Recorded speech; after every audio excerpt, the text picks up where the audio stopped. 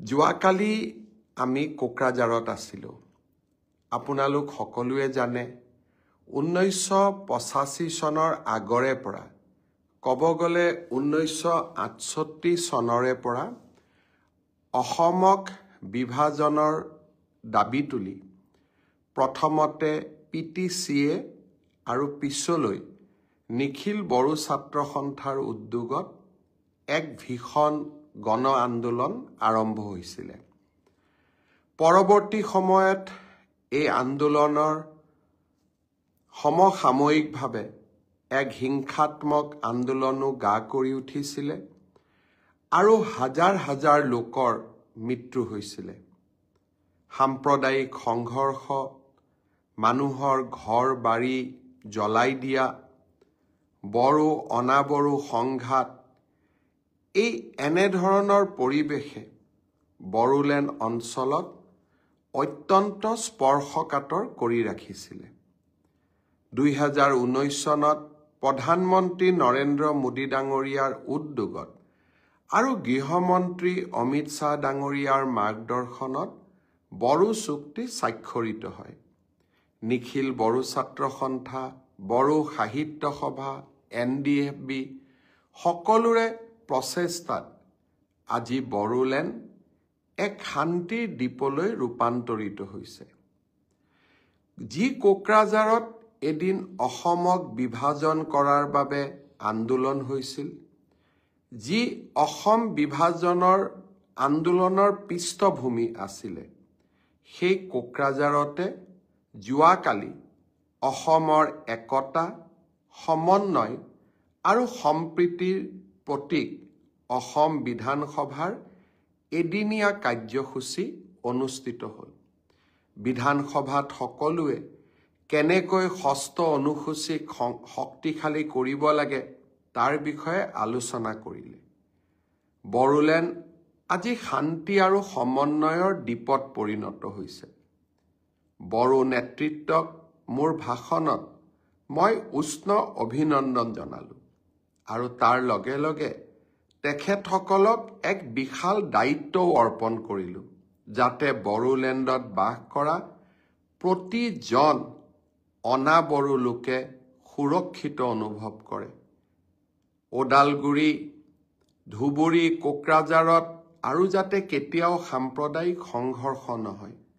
বড়ো অনাবড়ো লোকৰ সমন্বয়ৰ মাজেৰে বড়ো জাতিসত্তা আৰু আন সকলোৱে বিকাশৰ এক নতুন স্তৰলৈ, এক নতুন পৰ্যায়লৈ যাতে আগবঢ়াই যাব পাৰে, তাৰ বাবে পৰম পিতাৰ পৰা আশীৰ্বাদো বিচাৰিলোঁ। যোৱাকালি দিনটো অসমৰ মুখ্যমন্ত্ৰী হিচাপে মোৰ বাবে এটা প্ৰাপ্তিৰ দিন আছিল। এখন একাত্ম অসম, একত্ৰিত অসম, অসমৰ নতুন প্ৰজন্মৰ বাবে আমি এৰি থৈ যাব পাৰিম। অসমৰ মুখ্যমন্ত্ৰী এজনৰ বাবে ইয়াতকৈ গৌৰৱৰ ক্ষণ একোৱেই হ'ব নোৱাৰে। ইংৰাজীত ক'ব গ'লে yesterday was a high point of my career। মই সকলোকে ধন্যবাদ জনাইছোঁ। বন্ধুসকল, আপোনালোকে জানে যে এডভান্টেজ অসমৰ দ্বিতীয় সংস্কৰণ 25 আৰু 26 তাৰিখে গুৱাহাটীত অনুষ্ঠিত হ'ব। 24 তাৰিখে ঝুমুৰ নৃত্য 8,000 ডেকা গাভৰুৱে প্ৰদৰ্শন কৰিব।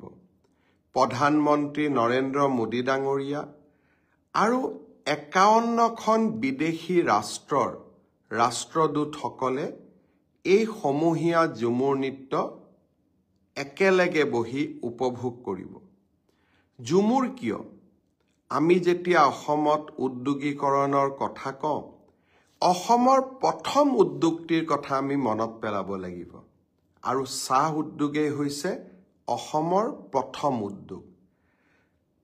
এই চাহ উদ্যোগৰ নায়ক আৰু নায়িকাসকলেই হ'ল চাহ বাগিচাৰ শ্ৰমিকসকল, আৰু তেখেতসকলৰ সংস্কৃতিক আমি জগত সভালৈ লৈ গৈ এডভান্টেজ অসমৰ দ্বিতীয় সংস্কৰণৰ আমি আৰম্ভণি কৰিম 25 তাৰিখে প্ৰধানমন্ত্ৰী নৰেন্দ্ৰ মোদী ডাঙৰীয়াৰ উপৰিও বিশিষ্ট উদ্যোগপতি টাটা সঞ্চৰ পৰিচালন সঞ্চালক এন চন্দ্ৰশেখৰন ৰিলায়েন্সৰ পৰিচালন সঞ্চালক মুকেশ ধীৰুভাই আম্বানী এছআৰ গ্ৰুপৰ উপাধ্যক্ষ প্ৰশান্ত ৰুয়া জিন্দাল সোৱেলছৰ অধ্যক্ষ সজ্জন জিন্দাল গৌতম আদানী আৰু আমাৰ দেশ বিদেশৰ আৰু অসমৰ উদ্যোগপতিসকলৰ সমাৱেশত অনিল আগৰৱালাৰ দৰে উদ্যোগপতিসকলৰ সমাৱেশত এডভান্টেজ অসমৰ দ্বিতীয় সংস্কৰণ আৰম্ভ হ'ব চৰকাৰী চাকৰি আমি যিমানেই নিদিওঁ কিয় অসমত যদি নিবনুৱা সমস্যা আমি সমাধান কৰিব লাগে উদ্যোগীকৰণৰ এটা বাতাবৰণ আমি নিৰ্মাণ কৰিবই লাগিব কাৰ্যকালৰ আৰম্ভণিতে মই মনত সিদ্ধান্ত লৈছিলোঁ যদি ভগৱানে শক্তি দিয়ে 5 বছৰত অসমৰ উদ্যোগীকৰণৰ এক নতুন বাতাবৰণ নিৰ্মাণ কৰিম সিকিউৰিটি গাৰ্ডৰ কাম কৰিবলৈ বা ইঞ্জিনিয়াৰৰ কাম কৰিবলৈ অসমৰ যুৱক যুৱতীসকল পিতৃ মাতৃৰ পৰা আঁতৰি থাকে তেওঁলোকক কেনেকৈ আকৌ পিতৃ মাতৃৰ ওচৰলৈ উভতাই আনিম এডভান্টেজ অসমৰ লক্ষ্য তাতেই লুকাই আছে মই ভাবোঁ এইবাৰ এডভান্টেজ অসমৰ দ্বিতীয় সংস্কৰণৰ জৰিয়তে আমি অসমত উদ্যোগীকৰণৰ এক নতুন ধাৰা এক নতুন বিপ্লৱ আমি আৰম্ভ কৰিব পাৰিম মই অসমবাসী ৰাইজৰ আশীৰ্বাদ বিচাৰিছোঁ বৃহৎ উদ্যোগৰ লগতে অসমৰ কেনেকৈ থলুৱা যুৱক যুৱতীসকলে ক্ষুদ্ৰ উদ্যোগ নিৰ্মাণ কৰিব পাৰে বেংকৰ পৰা কেনেকৈ লোন পাব পাৰে তাৰ বিষয়েও 26 তাৰিখে ভাৰতৰ বিত্তমন্ত্ৰী নিৰ্মলা সীতাৰমণ আৰু ষ্টেট বেংকৰ চেয়াৰমেন আৰু ভাৰতৰ আটাইবোৰ বেংকৰ শীৰ্ষস্থানীয় বিষয়াসকলৰ উপস্থিতিত আমি সুন্দৰকৈ এখন আলোচনা চক্ৰও অনুষ্ঠিত কৰিম বৃহৎ উদ্যোগ মজলীয়া উদ্যোগ ক্ষুদ্ৰ উদ্যোগ সকলোৰে বিকাশৰ বাবে আমি কাম কৰিম মই 2 এদিনত দেখি আছিলোঁ গাহৰি পালকসকলৰ মনত চিন্তা যে বৃহৎ উদ্যোগপতিসকল আহি গাহৰিৰ বজাৰ দখল কৰিব নেকি মই আপোনালোকক প্ৰতিশ্ৰুতি দিছোঁ যে সমাজে বেয়া পোৱা আৰু আমাৰ যুৱক যুৱতীসকলৰ স্বাৰ্থৰ বিৰোধী কাম আমি একোৱেই নকৰোঁ যদি কোনোবা উদ্যোগপতি আহিলে আমাৰ উদ্যোগ বিপদগ্ৰস্ত হয় আমি তেনে উদ্যোগীক কিয় অসমলৈ মাতিম আমাৰ স্বাৰ্থই বা ক'ত মই গাহৰি পালকসকলকো আশ্বাস দিছোঁ যে আপোনালোকৰ স্বাৰ্থৰ বিপৰীতে আমি কাকোৱে অসমলৈ মাতি নানো ইয়াৰ লগে লগে যেতিয়াই উদ্যোগ স্থাপন হ'ব জাগিৰোডৰ এটা সেমিকণ্ডাক্টৰ ইণ্ডাষ্ট্ৰীয়ে আমাক ২৭,০০০ নিযুক্তিৰ সুবিধা দিব এনেকৈ যদি অসমত 10টা উদ্যোগ স্থাপন হয় 2,70,000 ল'ৰা ছোৱালীয়ে চাকৰি পাব আমি আশা কৰিম অসমলৈ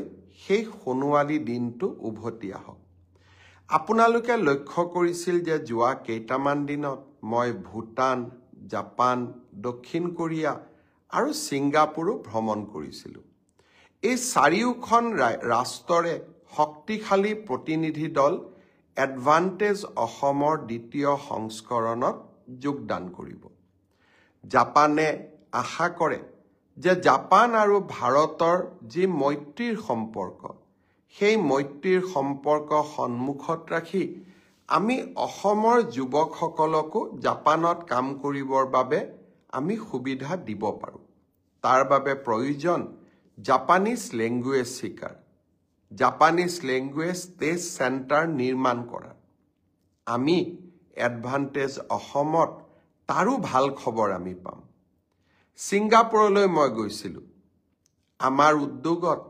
17 গৰাকী নাৰ্ছক আমি ছিংগাপুৰত কাম কৰিবলৈ পঠাইছিলোঁ। তাৰে দুগৰীকেমান এনেকুৱা আছিলে যিসকলে চৰকাৰী খণ্ডত নাৰ্ছৰ কাম কৰি আছিলে, কিন্তু তেওঁলোক ছিংগাপুৰলৈ গৈছিল। আৰু মই তেওঁলোকক সুধিছিলোঁ অসমলৈ ঘূৰি যাব নেকি।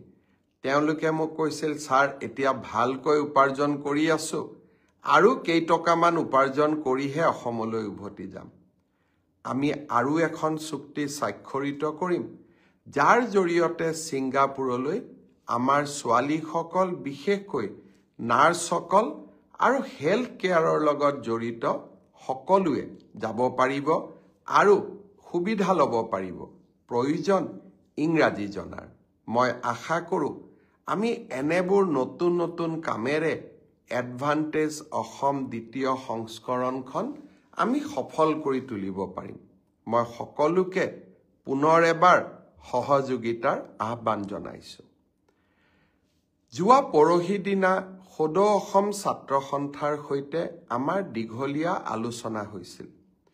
অসম চুক্তিৰ ৬ নম্বৰ দফাক কাৰ্যকৰীকৰণৰ ক্ষেত্ৰত আমি কিছু বলিষ্ঠ পদক্ষেপ গ্ৰহণ কৰিবলৈ সিদ্ধান্ত কৰিছোঁ। কোনো লোকৰে কোনো জাতি সত্তাৰে অসুবিধা নোহোৱাকৈ আমি সুন্দৰ কৰি ৬ নম্বৰ অনুচ্ছেদ ৰূপায়ণ কৰাৰ বাবে সিদ্ধান্ত গ্ৰহণ কৰিছোঁ। এইবাৰৰ চলিত অসম বিধানসভাৰ অধিৱেশনতে এই বিষয়ে সদনতো মই আলোচনা কৰিম। অসমত চৰকাৰী ভাষা হিচাপে অসমীয়াক স্বীকৃতি প্ৰদান কৰা বা কাৰ্যত ইয়াক চৰকাৰী ভাষালৈ ৰূপান্তৰ কৰা। অহা বহাগ বিহুৰ পৰা অসমৰ প্ৰত্যেকখন চৰকাৰী অৰ্ডাৰ বা নটিফিকেশ্যন ইংৰাজীৰ লগতে অসমীয়া ভাষাত প্ৰকাশ পাব। ৮ম শ্ৰেণীলৈ অসম বুৰঞ্জী আমি বাধ্যতামূলকভাৱে পঢ়িম, আৰু তাৰ লগে লগে ইংৰাজী মাধ্যমৰ বিদ্যালয়সমূহতো আমি অসমীয়া ছাবজেক্ট বা বিষয় আমি বাধ্যতামূলকভাৱে পঢ়িম। অৱশ্যে বৰাক উপত্যকাত এনে ব্যৱস্থা প্ৰৱৰ্তন কৰা নহয়, আৰু বিটিআৰত অসমীয়া বা বড়ো দুয়োটাৰ এটা ভাষাৰ ওপৰতে আমি জ্ঞান লাভ কৰিলেই হ'ব। ঠিক তেনেকে কাৰ্বি আলং আৰু উত্তৰ কাছাৰ জিলাতো আমি কোনো ধৰণৰ বিষয় বাধ্যতামূলক কৰিব বিচৰা নাই। আৰু ইয়াৰ সমান্তৰালভাৱে অসমৰ ৰাজহ প্ৰশাসনক শক্তিশালী কৰিবৰ বাবে কৃষিৰ যিটো খণ্ড তাক চিনাক্ত কৰা, কৃষি খণ্ডত উদ্যোগ যাতে স্থাপিত নহয় তাৰ ব্যৱস্থা কৰা, নিৰ্বাচিত ৰেভিনিউ চাৰ্কুলত অকল থলুৱা আৰু খিলঞ্জীয়া মানুহে মাটি কিনা বেচাৰ অধিকাৰ লাভ কৰাকে ধৰি অসমৰ জাতীয় জীৱনৰ সংৰক্ষণৰ বাবে আমি বহুতো ব্যৱস্থা হাতত ল'ব বিচাৰিছোঁ। আৰু এনে কৰিবলৈ যাওঁতে ডিব্ৰুগড়, গুৱাহাটী, বঙাইগাঁও, ধুবুৰী, তেজপুৰ, যোৰহাট, শিলচৰ এই অঞ্চলবিলাকত ইতিমধ্যে মাটি কিনা বা ইতিমধ্যে টাউন অঞ্চলসমূহত যিসকলে বিভিন্ন ব্যৱসায় কৰি আছে তেওঁলোকৰো যাতে ক্ষতি নহয় তাৰ বাবেও আমি ব্যৱস্থা কৰিম। উদ্যোগীকৰণৰ কথা আহোঁতে মই আকৌ এবাৰ আপোনালোকক মনত পেলাই দিব খুজিছোঁ, মুখ্যমন্ত্ৰীৰ আত্মনিৰ্ভৰ অসম অভিযানৰ এতিয়া আবেদনৰ সময় চলি আছে। অহা 28 ফেব্ৰুৱাৰীত এই আবেদনৰ সময় শেষ হ'ব। আজিৰ মুহূৰ্তলৈকে 50,000 যুৱকে ৰেজিষ্ট্ৰেশ্যনৰ পিছত আবেদন কৰিছে। মই ভাবোঁ যিসকলে এতিয়াও ৰেজিষ্ট্ৰেশ্যন কৰি আবেদন কৰা নাই তেখেতসকলেও যাতে আবেদনৰ প্ৰক্ৰিয়া সম্পূৰ্ণ কৰি লয়, তাৰ বাবে মই যুৱক সমাজক আকৌ এবাৰ আহ্বান জনাম। বহুতৰ মনত প্ৰশ্ন, এডিআৰিৰ ৰিজাল্ট কেতিয়া দিব? মই আপোনালোকক প্ৰতিশ্ৰুতি দিয়া অনুসৰি একেবাৰে মাৰ্চ মাহৰ 7 তাৰিখৰ আগতেই আমি এডিআৰিৰ ৰিজাল্ট দিম। কিন্তু এডিআৰিৰ ৰিজাল্টৰ কাৰণে আপোনালোকে উৎকণ্ঠিত হৈ থকাৰো কোনো কাৰণ নাই, কাৰণ প্ৰত্যেকখন বহি বা OMR চিট এনসাৰ কি এতিয়া আপোনালোকৰ হাততেই আছে গতিকে সেবাই ৰিজাল্ট দিয়ক বা নিদিয়ক আপোনালোকে নিজেই নিজৰ ফলাফলৰ আকলন এটা কৰিয়েই ল'ব পাৰে যোৱাকালি অসম বিধানসভাত ন্যায়াধীশ বিপ্লৱ শৰ্মা কমিটিৰ প্ৰতিবেদনখনো অসম লোকসেৱা আয়োগৰ দুৰ্নীতিৰ সম্পৰ্কত প্ৰতিবেদনখনো মই দাখিল কৰিছো ন্যায়াধীশ শৰ্মাৰ প্ৰতিবেদনখনলৈ যেতিয়া চকু মেলি চাওঁ বা আমি যদি আৰু এবাৰ দৃষ্টি নিক্ষেপ কৰোঁ এনেকুৱা এটা সময়ৰ আমি উমান পাম যিটো সময়ত অসমৰ ডেকা ল'ৰা ছোৱালীসকলৰ ভৱিষ্যতক লৈ হেতালি খেলা হৈছিল কংগ্ৰেছ চৰকাৰৰ দিনত লোকসেৱা আয়োগৰ পৰীক্ষাই হওক প্ৰতিটো পৰীক্ষাতে দুৰ্নীতি আৰু টকা পইচাৰ লেনদেনে দুখীয়া আৰু মধ্যবিত্ত সমাজখনৰ পৰা চৰকাৰী চাকৰিৰ আশা আকাংক্ষা বহু দূৰলৈ লৈ গৈছিল এতিয়া মোক কিছুমান যুৱক যুৱতীয়ে সুধি থাকে স্যাৰ ৰিজাল্ট কেতিয়া দিব স্যাৰ পৰীক্ষাৰ ফলাফল কেতিয়া দিব মই মনতে ভাবো যে আজি যদি অসমত কংগ্ৰেছ চৰকাৰ থাকিলহেঁতেন ৰাকেশ পালৰ দৰে APSCৰ চেয়াৰমেন থাকিলেহেঁতেন কোন তাৰিখে এডিআৰই ৰিজাল্ট দিব অসম পুলিচৰ কোন দিনা ৰিজাল্ট দিব OMR চিট কেতিয়া দেখা পাম এইবিলাকৰ উত্তৰ এটাই থাকিলহেঁতেন যে যিদিনাখনে আমাৰ টকা পইচাৰ লেনদেন সম্পূৰ্ণ হ'ব সিদিনাখনে আমি ৰিজাল্ট দিম এইটোৱে কংগ্ৰেছ চৰকাৰ যদি অসমত থাকিলেহেঁতেন আজি সকলোৱে এই এটাই উত্তৰ লাভ কৰিলেহেঁতেন আপোনালোকে যেতিয়া মোক প্ৰশ্ন কৰে মই যিহেতু কংগ্ৰেছ চৰকাৰৰ দিনতো এই গোটেই পৰিৱেশবিলাক দেখা পাইছিলোঁ মোৰ মাজে মাজে মনত হাঁহি উঠে আৰু মাজে মাজে মই চিন্তাও কৰোঁ যে আজিও যদি অসমত কংগ্ৰেছ চৰকাৰ থাকিলেহেঁতেন এই প্ৰশ্নবোৰ কোনোবাই কৰিলেহেঁতেন কিন্তু এই প্ৰশ্নবোৰৰ উত্তৰ দি মই ভাল পাওঁ কাৰণ আপোনালোকৰ যিমানেই মই প্ৰশ্নৰ উত্তৰ দিব পাৰোঁ সিমানেই অসমৰ নতুন প্ৰজন্মৰ মাজত বিশ্বাস আহে যে আমি স্বচ্ছতাৰ মাজেৰে কাম কৰিছোঁ যোৱা পৰহি দিনাখন লোকসেৱা আয়োগত এইবাৰৰ পৰীক্ষাত পাছ কৰা 200 জন যুৱক যুৱতীক চৰকাৰী চাকৰিৰ নিযুক্তি পত্ৰ হাতত তুলি দি মই আকৌ এবাৰ প্ৰাপ্তিৰ আনন্দ অনুভৱ কৰিছিলোঁ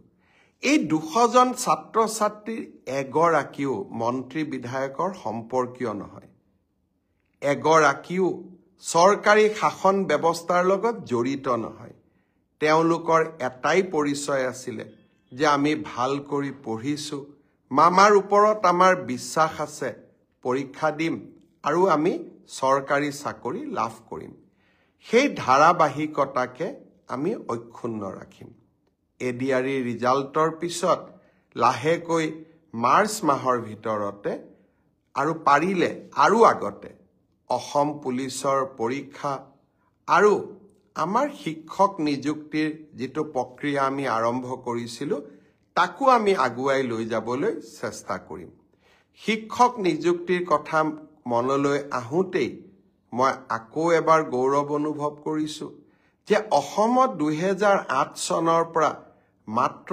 8000 টকাৰে কন্ট্ৰেকচুৱেল টিচাৰৰ কাম কৰি থকা আটাইকে যোৱা 15 তাৰিখে মই নিয়মীয়া চৰকাৰী চাকৰিৰ নিযুক্তি পত্ৰ তুলি দিবলৈ সক্ষম হলো আকৌ এক প্ৰাপ্তিৰ আনন্দ 1 লাখ চৰকাৰী চাকৰিৰ প্ৰতিশ্ৰুতি দিছিলোঁ লাহে লাহে 1.5 লাখ চৰকাৰী চাকৰিলৈ মই গতি কৰিছোঁ এডভান্টেজ অসম পাৰ হৈ যাওক কোন পৰীক্ষাৰ কোনদিনাখন ৰিজাল্ট দিব মই ডেট আৰু সময় দুইটাই আপোনালোকক জনাম এইকেইটা দিন এডভান্টেজ অসমক লৈ ব্যস্ত থাকিম আৰু অসমত উদ্যোগীকৰণৰ নতুন বাতাবৰণ এটা নিৰ্মাণ কৰিবলৈ চেষ্টা কৰিম শ্ৰদ্ধাৰ ৰাইজ এক আন্দোলন বিবৰ্জিত পৰিৱেশত আৰু হিংসাৰ পৰা বহু নিলগত অৱস্থান কৰা অসমে আজি নতুন দিনৰ সপোন দেখিব পাৰে আৰু আমি সকলোৱে সপোন দেখিম যোৱা দুদিন ধৰি কংগ্ৰেছৰ সংসদ এগৰাকীৰ বিষয়েও বিভিন্ন আলাপ আলোচনা হৈ আছে। বহুতে মোক বিশ্বাস কৰিছে যে হয় ইয়াৰ আঁৰত কিবা কথা লুকাই আছে, আৰু কিছুমানে ইয়াত ৰাজনীতিৰো গুণ পাইছে। মই ৰাইজক এটাই কথা ক'ব খোজো, তৰুণ গগৈ মন্ত্ৰীসভাৰ মন্ত্ৰী হিচাপে ময়ো কাম কৰিছিলোঁ। ব্যক্তিগত সম্পৰ্কক ময়ো সন্মান কৰোঁ। ক্ষমতাই ব্যক্তিগত সম্পৰ্কবোৰ বহুত দূৰলৈ লৈ যাব নোৱাৰে, আৰু আমি মানুহ মাত্ৰেই আৱেগিকো হওঁ, আৰু মানুহ মাত্ৰেই আমি ক'ৰবাত এটা নিৰ্দিষ্ট বয়স পাৰ হৈ যোৱাৰ পিছত বহুত বেয়া কথাও চিন্তা কৰিবলৈ ভগৱানে আমাৰ শক্তিবোৰ লাহে লাহে আঁতৰাই লৈ যায়। মোৰো বয়স 56 বছৰ হ'ল। শ্ৰদ্ধাৰ ৰাইজ, ব্যক্তিগত সম্পৰ্কৰ ওপৰত থাকে ৰাষ্ট্ৰৰ নিৰাপত্তা। ভাৰতৰ অখণ্ডতা আৰু সাৰ্বভৌমত্বৰ প্ৰতি যদি ক'ৰবাত প্ৰশ্ন আহে, সেই প্ৰশ্নৰ দূৰলৈ গৈ, শিপালৈ গৈ এজন মুখ্যমন্ত্ৰীৰ দায়িত্ব যাতে আমাৰ দেশৰ নিৰাপত্তাৰ ওপৰত ক'তোৱেই প্ৰশ্নবোধক চিন আহিব নোৱাৰে। এই বিষয়টো যথেষ্ট গভীৰ বিষয়। SIT গঠন কৰা হৈছে, আৰু মই ৰাইজক প্ৰতিশ্ৰুতি দিব পাৰোঁ যে নিৰপেক্ষভাৱে আমি তদন্তৰ কামত আগুৱাই গৈছোঁ। কিন্তু তদন্ত যিমানেই আগবাঢ়ি গৈছে, বহুকেইটা ভয়াৱহ তথ্যও আমাৰ হাতলৈ আহিছে। মই ভাবোঁ যে কিছু 2 মাহ 3 মাহৰ ভিতৰত অসমৰ ৰাইজক আমি এনে কিছুমান তথ্য দিব পাৰিম, প্ৰতিগৰাকী ৰাইজে তেতিয়া উপলব্ধি কৰিব যে হিমন্ত বিশ্ব শৰ্মাই ক'তো ৰাজনীতি কৰা নাই। হিমন্ত বিশ্ব শৰ্মাই মুখ্যমন্ত্ৰী হিচাপে মাত্ৰ তেখেতৰ দায়িত্বহে নিৰ্বাহন কৰিছে। আৰু মই সঁচাকৈ ক'ব খোজোঁ, দেয়াৰ উইল বি শ্বকিং ৰিভিলেশ্যন, গুৰুত্বপূৰ্ণ আৰু ভয়াৱহ তথ্য আমাৰ সন্মুখলৈ আহিব। অন্যথা আমাৰ জয় জয় ময় আজিৰ দিনটোত মই সৰু ৰাজনীতি কৰাৰ মোৰ কোনো প্ৰয়োজনেই নাই। অসমৰ ৰাইজে BJP দলক আকৌ এবাৰ চৰকাৰ পাতিবলৈ সুবিধা দিয়াটো খাটাং, আৰু ৰাইজৰ বহুত দিনৰ পৰা ৰাজনীতি কৰি আছোঁ, ৰাইজৰ মৰম চেনেহ মই বুজিব পাৰোঁ। কিন্তু ৰাজনীতি ক'ৰবাত, চৰকাৰ গঠন ক'ৰবাত, দেশৰ সাৰ্বভৌম আৰু নিৰাপত্তা অক্ষুণ্ণ ৰখাৰ প্ৰধান আৰু প্ৰথম দায়িত্ব ৰাজ্যৰ মুখ্যমন্ত্ৰীজনৰ ওচৰত। আমি তেনেকেই শপত গ্ৰহণ কৰোঁ। আৰু যোৱা 3 দিনত হোৱা ঘটনাৰাজি ই কাৰো ব্যক্তিগত আশা আকাংক্ষা, ব্যক্তিগত দেশ বিদ্বেষ পৰিপূৰণৰ বাবে নহয়, ই মাত্ৰ আমাৰ ভাৰত আৰু অসমৰ অখণ্ডতা আৰু আমাৰ নিৰাপত্তাৰ সৈতে জড়িত। আজি মই ইমানেই ক'ম। মাত্ৰ ৰাইজক মই প্ৰতিশ্ৰুতি দিম যে হিমন্ত বিশ্ব শৰ্মাই এটা যোৱা 5টা বছৰত আৰু 2014 চনৰ পৰা যদি BJPৰ শাসন কোনোবাই দেখে, আমি এজনো কংগ্ৰেছী নেতাৰ ওপৰত প্ৰতিহিংসামূলক কাম কৰা নাই, কাৰণ মই ব্যক্তিগত সম্পৰ্কক বিশ্বাস কৰোঁ। কিন্তু যেতিয়া ৰাষ্ট্ৰৰ নিৰাপত্তাৰ সৈতে জড়িত বিষয়বস্তু আহে, তেতিয়া আমি ব্যক্তিগত সম্পৰ্কৰ বহু ওপৰলৈ যাব লাগিব, কাৰণ ৰাষ্ট্ৰ প্ৰথম, ব্যক্তি পিছত। আজিলৈ ইমানেই ক'ম। এডভান্টেজ অসমৰ পিছত মই দেখি আছোঁ মোক বহুতবোৰ প্ৰশ্নও সুধি আছে। কিছুমান প্ৰশ্ন মই চাই ল'ম, আৰু গোটেইকেইটা প্ৰশ্নৰ উত্তৰ মই এডভান্টেজ অসমৰ পিছত আপোনালোকক দিম। বিশেষকৈ ADRE ৰিজাল্ট কোন তাৰিখে দিব, অসম পুলিচৰ ৰিজাল্ট কোন তাৰিখে দিব, প্ৰাদেশিকৰণৰ কাম কোন তাৰিখে আৰম্ভ হ'ব, এই গোটেইবোৰ ৰিজাল্ট, এই গোটেইবোৰ খবৰ, গোটেইবোৰ প্ৰশ্নৰ উত্তৰ এডভান্টেজ অসমৰ পিছত দিম। কাৰণ এডভান্টেজ অসম আৰু এই বছৰৰ বিত্তমন্ত্ৰী অজন্তা নেওগ ডাঙৰীয়ানীয়ে যি বাজেট আগবঢ়াব, তাৰ বহু প্ৰশ্নৰ উত্তৰ আমি বাজেট আৰু মোৰ পৰৱৰ্তী ব্ৰডকাষ্টৰ জৰিয়তে আপোনালোকে লাভ কৰিব পাৰিব কোনোবাই মোক কৈ আছে যে বিহালীৰ আই মাতৃসকলক আপুনি কৈ আহিছিল আপোনাৰ জন্মদিনৰ দিনা 10,000 টকা মহিলাসকলৰ বাবে প্ৰদান কৰিব আই মাতৃসকল মোৰ আসল জন্মদিন 1 ফেব্ৰুৱাৰী কিন্তু চৰকাৰী কাগজত লিখা জন্মদিন 1 এপ্ৰিল সেইকাৰণে 1 এপ্ৰিলৰ দিনাখনে মই বিহালীত যাম কাৰণ ব্যক্তিগত হিচাপে মোৰ জন্মদিন 1 ফেব্ৰুৱাৰী কিন্তু চৰকাৰী হিচাপত মোৰ জন্মদিন 1 এপ্ৰিল আৰু সেইকাৰণে মুখ্যমন্ত্ৰী হিচাপে মোৰ অফিচিয়েল জন্মদিন 1 এপ্ৰিল আৰু সিদিনাখনে মই বিহালীৰ আই মাতৃ সকললৈকে মেট মৰা উপহাৰ লৈ বিহালীত উপস্থিত হ'ম তেতিয়ালৈকে বহুত বহুত ধন্যবাদ জয় হিন্দ বন্দে মাতৰম